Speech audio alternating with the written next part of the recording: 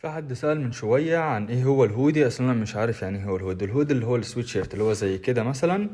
هو السويت شيرت العادي خالص اللي بقالنا 50 سنة بنقول عليه سويت شيرت، وبيبقى نازل منه حبل من هنا او من غير حبل، بيتلبس شبابي وبنات، يعني ممكن الولد يلبسه والبنت عادي، هو نفس السويت شيرت، مفيش اي مشكلة. بس احنا بنقول عليه هودي كاختصار، او هي بقت موضة، مفيش اي مشكله. ومش عيب ان انت تسال ايه الموضوع. الاوفر سايز بيبقى هو زي السويت شيرت العادي، بس بيبقى اوسع، وبيبقى الكتف نازل شويه عشان الكم بيبقى زي كده، يعني بيبقى ايه، يعني اللي هو واسع قوي عشان نعمل كده في الشتاء. هو ده كل الموضوع يعني.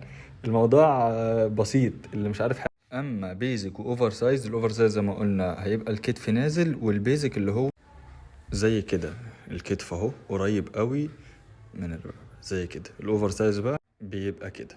الفرق شوف من هنا لهنا قد ايه، وبيبقى الكم نازل وواسع.